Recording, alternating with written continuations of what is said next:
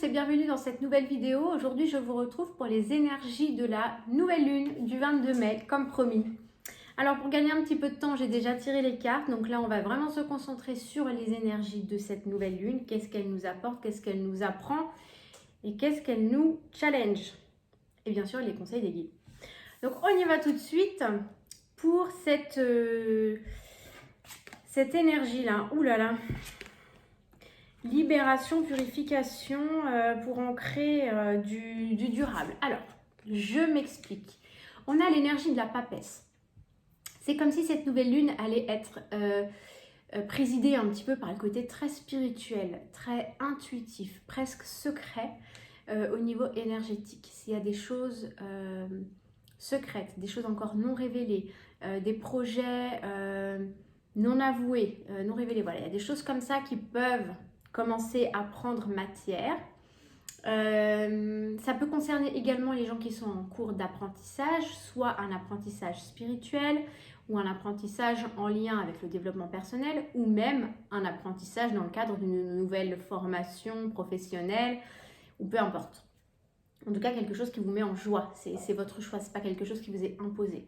Donc là, on sent qu'il y a de l'apprentissage et il y a de l'apprentissage sur plusieurs plans, si vous voyez ce que je veux dire. De l'apprentissage au niveau de la matière, c'est-à-dire que vous puissiez vous choisir au niveau d'une réorientation professionnelle, au niveau de choses comme ça. Il peut y avoir aussi de l'apprentissage par le biais des rêves. Je n'ai pas sorti la carte de la lune, mais je sens que c'est ça aussi, pour certaines personnes. Un apprentissage subtil, un apprentissage au niveau énergétique, un apprentissage, comment dire, soufflé par vos guides. Hein. Tout à l'heure, quand j'ai remis un petit peu les cartes là avant de... Alors, je ne les ai pas vues les cartes, hein, je les découvre en même temps que vous. Mais il y en a qui sont tombées, que j'ai mises dans le paquet. Il y en a quand même une qui a attiré mon attention, médiumnité. Je vous avais dit déjà les fois précédentes que j'avais le sentiment que beaucoup d'entre vous étaient en train de découvrir leurs dons, leurs capacités, leurs facultés, etc. Il se pourrait qu'à l'occasion, comme c'était le cas déjà lors de la dernière pleine lune, à l'occasion de cette nouvelle lune, ces mêmes personnes, voire sûrement d'autres, puissent renouer, s'apercevoir de synchronicité et voilà, de leur capacité à recevoir des messages. J'ai vraiment, en plus avec l'énergie de la papesse qui est une énergie spirituelle, une énergie aussi d'introspection, très calme et très sage, hein, une grande sagesse. Qu'est-ce qu'on a au centre du tirage? On a la carte de la mort qui pour moi n'est pas la mort, qui est mort et résurrection. Pourquoi? Parce que l'énergie de la mort, c'est se débarrasser de tout ce qui est toxique, énergie usée, énergie non nécessaire à notre fonctionnement optimal finalement.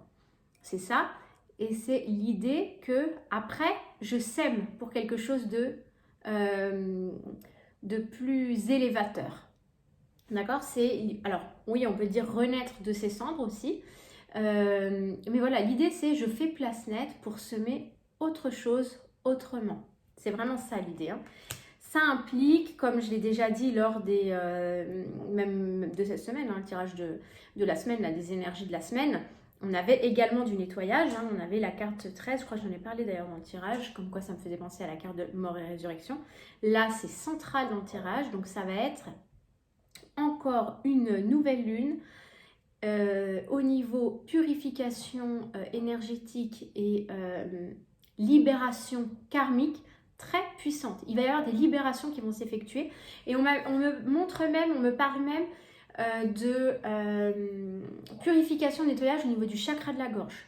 Ça peut toucher évidemment tous les niveaux, hein, mais spécifiquement, peut-être pour la plupart d'entre nous, ce chakra de la gorge. Qui est très important, qui est le chakra de la communication, de ce qu'on ose dire, de ce qu'on n'ose pas dire, comme je vous parlais des secrets, voilà, des choses comme ça. Il peut y avoir des poids karmiques qu'on trimballe avec nous de façon tout à fait inconsciente, hein, des transmissions transgénérationnelles, hein, les constellations familiales, pour ceux qui connaissent. On peut transporter des bagages karmiques lourds, bien malgré nous. Pourtant, ils sont là. Alors, ce qui est très positif, c'est que cette nouvelle lune va être aussi capable d'ancrer des choses stables et pour longtemps dans la matière. Avec la carte de l'empereur, c'est une carte très matérialiste, à l'inverse de la carte de la papesse. C'est comme si on passait de l'énergie à la matière. Des choses qui se passent en énergétique, énormément de choses se passent en énergétique en ce moment. Il s'en passe toujours, mais il s'en passe beaucoup, beaucoup, beaucoup en ce moment. On a la mort au milieu, hein, mort et résurrection. On sème quelque chose de nouveau ou alors on sème différemment. C'est marrant le jeu de mots, hein, si ça parle à certaines personnes.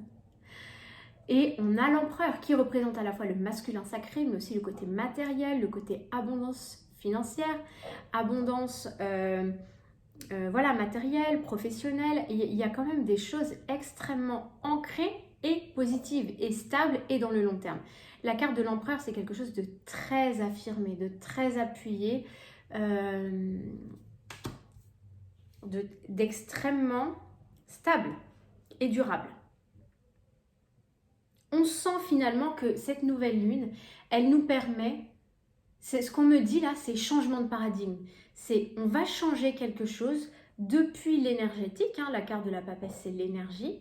C'est comme si quelque chose changeait depuis l'énergétique, une transformation, une énorme transformation avec la carte de la mort et de la résurrection.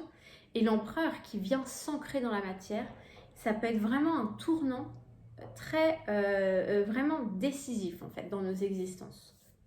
C'est assez puissant hein, ce tirage-là. Qu'est-ce qu'on peut me donner d'autre comme... Alors, il peut y avoir des contrats. Voilà. Qu'est-ce qu'on peut avoir d'autre comme information par rapport à cette nouvelle lune? Ça peut être une énergie de contrat, de partenariat, signature, voilà, de choses comme ça. Qu'est-ce qu'on me dit d'autre? Évolution. Mais oui, ça c'est super. Je vous l'approche un peu. On parle d'évolution, hein, de choses qui descendent en fait, qui sont prêtes là dans l'énergie à descendre dans la matière, de situations qui évoluent, de situations, on parle de contrats, hein, ça peut parler aussi bien, c'est général, ça peut parler de contrats entre guillemets amoureux, ça peut parler de contrats professionnels, ça peut parler de contrats sentimentaux type famille, amis, hein, faut voir au sens large hein, le contrat. Il y a une évolution. Il y a une évolution avec la carte de l'empereur, c'est une évolution dans le long terme, c'est extrêmement positif. Ça va permettre d'avancer, de se sortir un peu de ce marasme pour certaines personnes qui pouvaient le ressentir dans certains domaines de leur existence, c'est pas dans tous les domaines en même temps, du moins j'espère. Parfois de situations qui n'en finissent pas, de stagner. Il y a encore la possibilité de franchir, voilà, franchir une marche, voilà, pas à pas, on avance. C'est peut-être pas aussi rapide qu'on le veut, mais j'ai l'impression qu'il y a une accélération quand même dans l'énergie, puisque la carte de la mort et la carte de l'empereur, c'est pas des cartes légères, quoi, c'est des cartes super fortes. Bon, eh ben, c'est plutôt pas mal. Qu'est-ce qu'on a comme challenge? L'éternité, on a l'ascension. Peut-être que c'est... alors pour moi, pour sortir cette carte-là en challenge, c'est une carte, l'éternité, l'ascension, c'est une carte extrêmement positive qui rejoint la papesse, et je vous signale que ces deux cartes encadrent le tirage. Qu'est-ce que ça va être comme challenge? Peut-être pour certaines personnes qui seraient un petit peu sceptiques par rapport à l'énergie, ça va être de faire confiance à l'énergie, ça va être de se faire confiance sur ses ressentis, sur les messages qu'on est capable de recevoir. Et ça va être important de libérer en fait les croyances limitantes qu'on peut avoir. Ça se fait pas en un coup comme ça se fait, c'est un travail sur soi. Ça prend du temps et c'est normal, il ne faut pas s'en vouloir, il faut avoir beaucoup de bienveillance envers soi. C'est normal que ça prenne du temps et que ce soit déstabilisant au début, mais c'est comme tout, hein, ça passe. Et je pense que là, ça peut être un tournant pour certaines personnes de voir la vie comme avec de nouvelles lunettes, sous un autre angle, sous un angle plus bienveillant, avoir une compréhension supérieure des situations qui se présentent à nous. En fait, ils m'envoient les messages trop rapidement, j'ai du mal à vous les traduire, mais ça va, ça va aller. Les messages des anges. Ah, on vous dit, avez-vous demandé l'aide de vos anges? C'est vrai qu'on reçoit toujours l'aide, mais il faut la demander. Pourquoi? Parce qu'un des principes de l'univers, des lois de l'univers, c'est le principe du libre arbitre. Donc à partir du moment où vous ne demandez pas d'aide, vos aides subtiles, vos guides, vos anges gardiens, Dieu, selon comment vous concevez l'existence de l'univers, ça c'est peu importe, propre à vous. En tout cas, d'une manière générale, si vous voulez de l'aide, il faut la demander, sinon vous n'en aurez pas. C'est pas une punition, simplement, On vous laissera œuvrer avec votre libre arbitre. Donc, pensez à demander de l'aide. Qu'est-ce qu'elle vous dit cette carte? Vos anges sont prêts à vous aider à sortir de cette situation. Ils n'attendent que votre permission pour intervenir en fonction de votre libre arbitre. Alors, elle sort souvent cette carte et d'ailleurs, je vous le rappelle à chaque fois, vous pouvez faire la demande à tout instant. Il n'y a pas de formule magique. À vos guides subtils, à vos aides subtiles qui n'attendent qu'une chose, c'est de vous aider dans tout ce que vous traversez et leur demander de l'aide dans la situation pour qu'elle se résolve de la manière la plus haute pour vous, si on peut dire comme ça. Indigo, mais ça rejoint cette carte, c'est incroyable, elle rejoint la carte de la médiumnité qui s'est échappée tout à l'heure. Qu'est-ce qu'elle vient nous dire? Je vais vous lire la petite phrase, mais avant tout, l'indigo, c'est l'enfant. On parle souvent des enfants indigos, ce sont les enfants qui naissent avec une sensibilité particulière, une connexion particulière au monde subtil et qui peuvent déjà avoir une capacité de recevoir des messages, une capacité à discuter avec leur guide, une capacité de soigner pour certains enfants. Oui, oui, oui. Donc là, encore une fois, il ne faut pas prendre le sens enfant, c'est pas parce que vous êtes adulte que vous n'êtes pas concerné, loin de là, parce que souvent on met beaucoup de temps à nouer ou renouer avec nos capacités, elles sont juste endormies, hein, elles sont à notre disposition.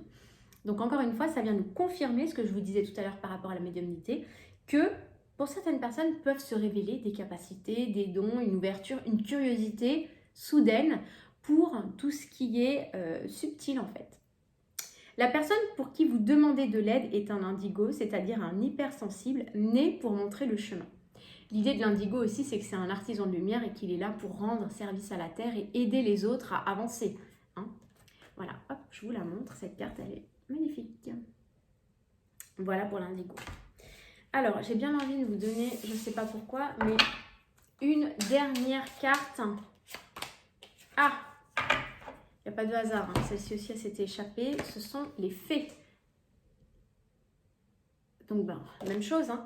Vous avez des liens étroits avec les fées et le but de votre vie comprend la protection de Mère Nature. Peut-être certains d'entre vous sont sensibles à la protection de la planète, j'espère, à l'écologie, à la polluer le moins possible, c'est d'avoir un mode de vie avec le moins d'impact sur la planète. Et on vous dit que vous avez des liens étroits avec les fées, c'est-à-dire que les fées font aussi partie du monde subtil, des mondes subtils même, je devrais dire.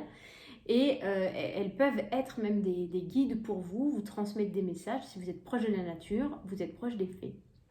Voilà, et bien j'espère que cette guidance pour la nouvelle lune vous aura donné des petites clés, des petits conseils pour la traverser au mieux. En tout cas, pour moi, ce sont vraiment des très très bonnes énergies élévatrices. Hein. Ça ne va pas être de tout repos à mon avis. Ce ne sera pas pire que la pleine lune qu'on a vécue il y a 15 jours, à mon avis. Hein. Mais je sens que il peut y avoir comme un interrupteur là, hein, on-off, on passe à autre chose, on bascule de l'autre côté, on rentre dans l'action, ça commence à se concrétiser et on commence à voir l'avancement. Même si on me dit quand même encore, on me l'a dit tout à l'heure, ce ne sera pas peut-être aussi rapide que ce qu'on voudrait, mais on va quand même voir l'avancement. Ouf! Voilà, et bien, j'espère que ça vous aura plu. Je vous retrouve très vite pour les énergies de la semaine prochaine et le début des signes du mois de juin, signe astro. Et puis je vous dis à très bientôt. Merci beaucoup. Au revoir.